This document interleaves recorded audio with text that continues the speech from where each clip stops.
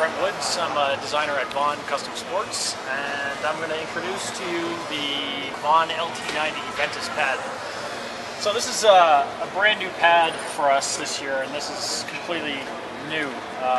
Some people think it's a revision of the Vision pad, the 9500, but for the Ventus, we completely scrapped the 9500 and started from scratch. So the 9500 was kind of a core pad, but we've kind of taken that to another level with the Ventus pad.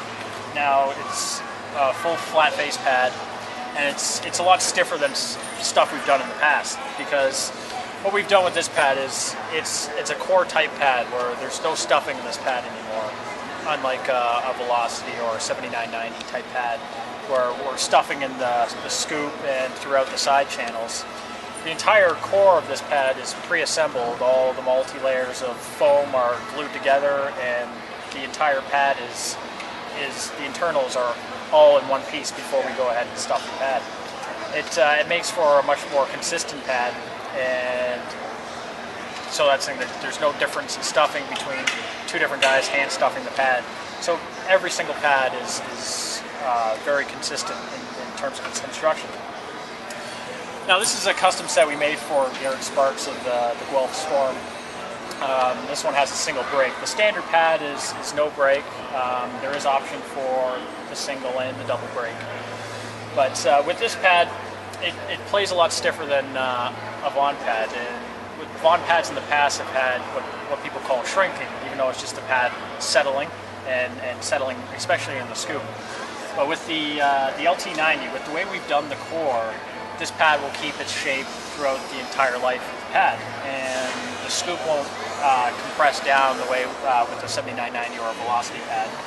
So with the guys that were losing inches over time with their pad, you won't have that problem with this pad. This pad will stay its exact height throughout the entire life.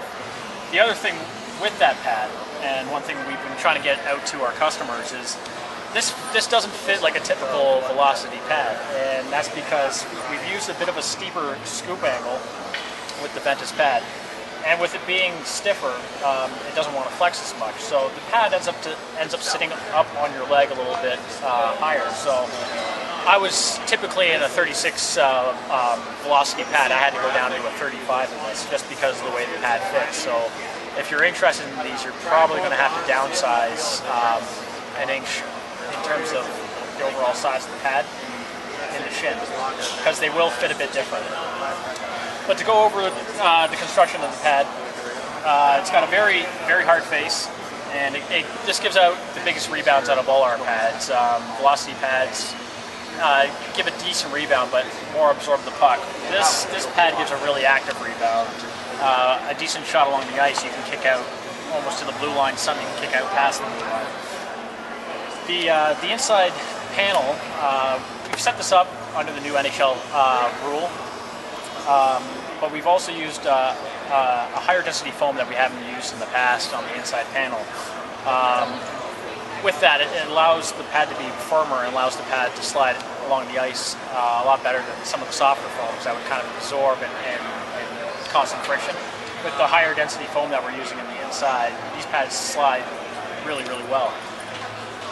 But the one thing you will notice, there is some typical Vaughn features on this pad that we've used in the past, because we like to develop product, test it out, get feedback from our customers and our pros using it, and then throw out what doesn't work and then kind of use what does work. And one thing that we really did like, and one thing that is really popular, is the one-piece landing pad, and we carried that over onto the Ventus pad.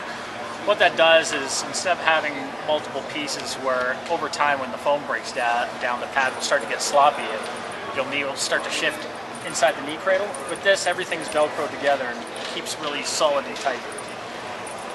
It's got a bit of a wider knee cradle because more and more goalies these days are wearing knee pads rather than the thigh wraps. It does come with a standard thigh wrap, but I mean, this pad is set up for a goalie who does wear knee pads as well, where the knee cradle is a lot wider, allowing for the bigger, bulkier knee pads that are available to them. Also with this pad, we've done a little bit of a different strapping system when it comes to the knee. Standard, it comes with a 1-inch elastic strap for the knee cradle where you can strap it over in the standard position, and then a 2-inch that you can put down to the calf wrap. These are both removable, so you can either use a combination of both or one or the other. Me personally, I just use the 2-inch going from the inside knee down to the outside calf, but you can also, with the Velcro, it's got 2-inch Velcro here, you can strap it up the traditional way.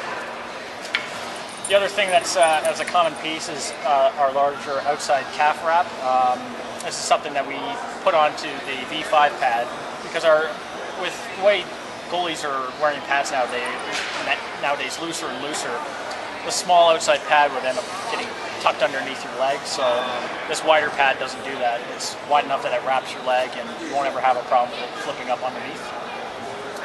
One thing that is a departure from typical Vaughn pads is that this pad doesn't come with a top strap. It does have provisions for one, so you can add it to it and add the buckle for the top strap. But we found more and more goalies that are wearing the stiffer type of pad ends up not wearing a top strap, or they wear it so loose it becomes redundant. So we just eliminated that, but it is something that you can add onto the pad stock. But one thing we've never done before that we're doing on this pad is 2 calf straps.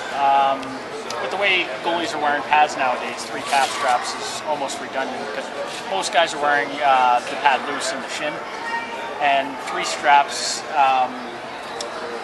almost, it's kind of overkill. And we get more and more guys ordering the 2 calf straps custom that we decided just to make it a stock option.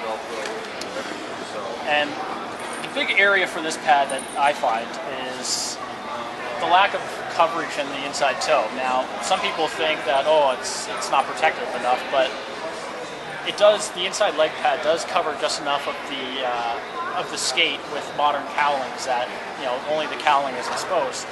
The benefit of something like this is you have a real good range of motion with your skate when you're down in the butterfly and you want to shuffle if you're doing a recovery or if you're pushing off. There's nothing to restrict your blade from catching. In the past, we used to have the big inside piece, and some guys would complain about it getting caught up in their skate, or they'd end up getting slip outs where it would contact the ice and they'd slip out and they wouldn't be able to catch their edge. With this setup, you have a lot more edge control, inner edge control, where you can shuffle and you can recover. Like with this pad, I can go post to post and back all day long with ease because there's nothing restricting me catching that inside edge in order to push off. Outside, very thin profile, which is great. It comes in a standard +2 sizing because more and more guys that are wearing this type of pad are custom ordering +2, so we decided to make it a standard option. That way you can go into the store and pick something off the shelf rather than having to wait and custom order to get your +2. We offer this in the same range of sizes that we offer all our other products. But like I said, if you get the chance to try a set of these on before you order, especially if you're a long-time Vaughn user, I would recommend trying them on before you order a size or downsizing 1 inch. But the pad is it's very light. It slides very well. You can really catch good edges and get really active rebounds off it. It's something that we've been looking at the goalie categories and looking at goalie styles, and this is something that more and more people have asked for, and we finally got a product to fill that need. So that right there is the brand new Ventus LT90 pad. So next product I'm going to go through with you is the LT90 Trapper. Now this is kind of a revamp of the 9500, 8800. I mean, it's got architecture going back to the 3500, 5500 gloves. And that's the thing, since it's been a popular glove, I mean, we got quite a few pros using that glove, and they like the break. We didn't want to completely reinvent the glove the way we did the pads. It wasn't really necessary. So this is a takeoff of a 9500, but with an upgrade. You got the brand new graphic, skate laces standard. The changes that we did on the glove, the brake is the same, and we've got the 5500 palm plastic in here again, so you got that nice dish shape closure. But the things that we really did change this year was the back of the glove, like the backhand protection and the cuff, and a little bit on the backhand. This is actually a pre-production model, but it's got a similar strapping system as what the 9500 had, with the big neoprene and the angled backhand strap. The only thing that's missing off this glove is there's a little pad to give you a little bit more protection from the buckle digging in your hand. And we carried over running the strap through the cuff now, along with the lock, so it allows you to cinch up the glove a lot tighter and keep it tight. And then also we've revamped the cuff for this year. It's a little bit more open for, since chest and arms are getting bigger and bigger, guys want a bigger opening in the cuff of the glove so they can have a better range of motion in the glove. And also we've changed the backhand, so now not only do you have high density foam across the top, which has been standard on Vaughn gloves for a while, we've also added high density foams to the backhand. So those situations where you're covering up a rebound and somebody tries to come over and slash the top of your hands, you got full protection. You got high density foams all throughout the back of your hand. You've even got plastic reinforcements in the cuff too for guys chopping at your glove. But that's the thing, we didn't want to go and reinvent the wheel, so to speak, on this glove. It's a natural progression from the 55 to the 88 to the 95 and now to the LT90. All right, so I'll go over the Ventus LT90 blocker next. You'll notice it looks quite a bit similar to the old 9500. But surprisingly, this has quite a bit new pieces to it. The one thing that we did do is we've changed the sideboard. We've opened up the stick opening a little bit more because we were getting guys complaining about it rubbing in here. So there's a little bit more room for your stick, so it adds a little bit more mobility to handling the puck, and cuts down on wear and adds durability to the glove. The big thing that we did for this year is, and something I've been pushing for a few years, is we've used MSH3 palm material. So, I mean, we've typically done Nash palms in the past, but this is a material that we've done with Eagle player gloves for years, and it's a material that guys love. With this material, like the cream Nash would always get a tendency of drying up and getting crusty. This MSH material doesn't do that. It stays soft. I used one of these palms for a year before we decided to put it into production, and it was just as soft as the day that I got it to, a year later. Never got crusty on me. It was always soft. With Nash palms in the past, I had a tendency of having to wet the palm down before I went out and played just to get it nice and soft. But for this MSH palm, we don't have that problem.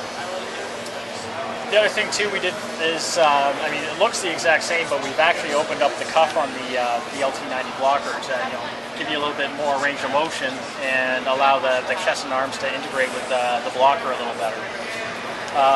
We have added HD foam to the inside of the wrist and thumb for those guys, and I've got a bad habit of turning my blocker hand. I mean, you could take bombs off the inside of this blocker and you won't even feel a thing. You got full plastic reinforcement, you got high density foams, you got the airbag, and then you got a layer of LD foam and a layer of HD foam. This thing is pretty much a tank. So we use the same blocker board as we did with the 9500, the flat with the angle, not the curve board that we use on velocity blockers. But that is basically the brand new Ventus LT90 blocker.